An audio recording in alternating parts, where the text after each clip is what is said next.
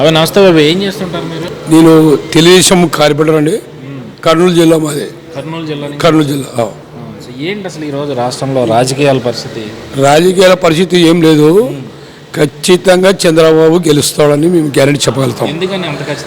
ఎందుకంటే లోకేష్ బాబు పాదయాత్ర చేసిన వలన మాకు చాలా లాభం కలిగింది కాబట్టి పార్టీ తెలుగుదేశం తరఫు నుండి ఒకటి చంద్రబాబుని లోపల పెట్టించడం వలన మాకు లాభం కలిగింది. ఎందుకంటే ఆయన చేసుకునేది ఆయన అనుభవిస్తాడు. ఎవరు? జగన్మోహన్ రెడ్డి. ఖచ్చితంగా తెలుగుదేశం వచ్చేది గ్యారంటీ, సీఎం అయ్యేది చంద్రబాబు గ్యారంటీ. లోకేష్ పాదయాత్ర వల్ల మీకు చాలా మేలు జరిగింది. చాలా ఏం జరిగింది మేలు? ఎందుకంటే పిల్ల తల్లి వాననక ఎండనక ఆయన ప్రచారం చేస్తుంటే ఆయన కోరకి జనము తగిలి పరిగెత్తుకుంటూ వచ్చి ఆయనతో పాల్గొని వచ్చేది ఖచ్చితంగా తెలుగుదేశమే అని తెలుసుకున్నాం. అన్ని సమస్యలు తెలుసుకునే ముందడిగేసినాడు కాబట్టి ఈరోజు జయమయ్యేది ఖచ్చితంగా పాదయాత్ర వల్లనే, చంద్రబాబు వలన ఖచ్చితంగా ఇన్ అవుతాడని చెప్తున్నాం. మరి ఒక పక్కేమో జగన్మోహన్ రెడ్డి 175కి 175 మేమే గెలుస్తాం, అందుకనే మార్పులు చేర్పులు చేస్తామని చెప్తాం. ఆయన కళ సార్ అది. ఆయన అనుకునొచ్చు.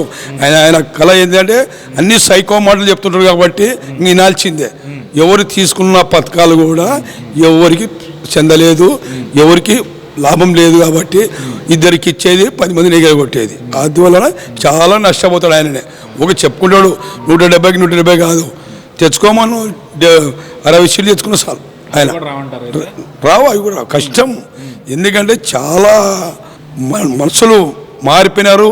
మారాల ప్రభుత్వం అనే ఉద్దేశాలు కూడా ప్రజలు ఎదురు చూస్తున్నారు. ఎందుకంటే సీనాటి అనుమస్తుడు చంద్రబాబు, ఆయన సీనాటి కన్నా మించిన వాళ్ళు ఎవరు లేరని మేము తెలగలుగుతున్నాం. నా పేరు సుంకన్న, కర్నూలు జిల్లా. అంటే ఇటీవలే యువగలం ముగింపు సభ జరిగింది, నవశకానికి నాంది అంటూ కూడా. ఈ సభకి జనం విపరీతంగా వచ్చారు. దీన్ని ఎట్లా చూస్తారు? ఎందుకంటే సానుభూతి పెరిగింది కాబట్టి సార్. సానుభూతి వలన జనము అనుకోకుండా డబల్ వచ్చినారు.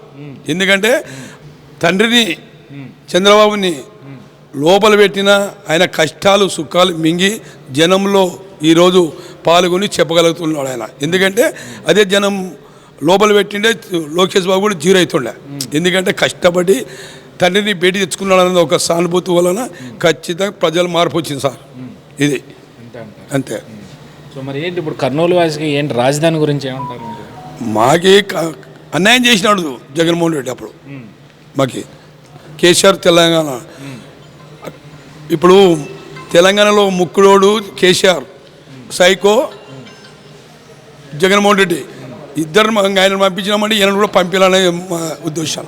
ఎందుకంటే మాకు కర్నూలు రాజధాని వచ్చితే ఈరోజు మేము ఇంత దూరం వచ్చేవాళ్ళం కాదు. హాయిగా మేము సిటీ హైదరాబాద్ సిటీ అయితే మంచి సార్. ఇంకా మాకు ఎందుకంటే 300 కిలోమీటర్లు ఎక్కడ, 210 కిలోమీటర్లు ఎక్కడ. అదే హైదరాబాద్ మాకు అప్పుడు 210 ఉండే. మాకేం హైకోర్టు వల్ల ఏం లాభం లేదు, ఒక బెంచ్ అంతే. దానివల్ల ఏం లాభం లేదు. ఎందుకంటే ఆయన ఫైల్ పెట్టడానికి అంత మాత్రమే ఇస్తాం. దానివల్ల మాకేం ఉపయోగం లేదు సార్. నాకు ఇచ్చిన అవకాశం మేము అందరిలో. పోలుపల్లి సభ అటు టీడీపీ ఇటు జనసేన కార్యకర్తలందరినీ ఒకటి చేసింది అనుకోవచ్చు అంటారు. ఎందుకంటే ఇప్పటివరకు వైసీపీ ప్రచారం చేసుకుంటూ వచ్చింది. గ్రౌండ్ లెవెల్లో ఈ పొత్తులకి కార్యకర్తలు ఎవరో సహకరించట్లేదు, అందుకని ఇప్పటివరకు గొడవలు జరుగుతూ వచ్చాయని చెప్పి విమర్శలు చేస్తూ వచ్చింది. మరి ఈ సభతో వాటన్నిటి పులి స్టాప్ పడినట్టు. ఈ సభతో మొన్న జరిగిన యువగలం పాదయాత్ర లాస్ట్ సభతో జనసేన తెలుగుదేశం పొత్తు ఖచ్చితంగా నిలుస్తుంది. అదేవిధంగా మేము గ్రామాల్లో చూసాము, జనసేన కార్యకర్తలు అయితేనేమి తెలుగుదేశం నాయకులు అందరూ కలిసి కట్టుగా ఇప్పుడు భవిష్యత్తు గ్యారంటీ అనే దాని మీద తిరుగుతున్నాము. ప్రజల్లో కూడా విశేష స్పందన కనపడుతుంది. ఒక చంద్రబాబు నాయుడు గారి మీద నమ్మకం అనేది కుదిరింది. రానున్న రోజుల్లో ఖచ్చితంగా తెలుగుదేశం ప్రభుత్వం అధికారం చేజిక్కించుకుంటుంది. సో టీఎన్టీసీ నాయకులుగా ఈరోజు రాష్ట్రంలో ఉన్న కార్మికుల పరిస్థితి గురించి ఏం చెప్పదలుచు? టీఎన్టీసీ నాయకుడిగా నేను చెప్పేది ఏమంటే, మొన్న వాహన మిత్ర అనే ప్రోగ్రాం చేశాడు జగన్మోహన్ రెడ్డి. మన ఆంధ్రప్రదేశ్లో 8 లక్షల ఆటో కార్మికులు ఉన్నారు. 8 లక్షల ఆటో కార్మికులకు గాను 2 లక్షల మందికి ఇచ్చాడు. అంటే ఆయన చెప్పేది కొండంత ఇచ్చేది గోరంత, ఆ విధంగా నడుస్తుంది. మీరు చెప్తా ఉన్నట్టు అంత ఇచ్చి ఇంత ఇచ్చానని చెప్పుకుంటున్నాం. ఇప్పుడు రాష్ట్రంలో చూస్తేనేమో అప్పులు చూస్తే 10 లక్షల కోట్ల పైగా దాటిపోయిన పరిస్థితి. కానీ వాళ్ళ లెక్కల ప్రకారం 4 లక్షల కోట్లు మాత్రమే పథకాల రూపంలో ప్రజలకు అందుతున్నాయని చెప్తున్న పరిస్థితి. సో ఏంటంటారు మరి ఇప్పుడు వచ్చే ప్రభుత్వం కూడా 6 పథకాల రూపంలో మేనిఫెస్టోని విడుదల చేసిన పరిస్థితి. అప్పుల్లో ఉన్న రాష్ట్రాన్ని ఇలా పథకాలు ఇవ్వడం వల్ల ఎంతవరకు ఉపయోగం?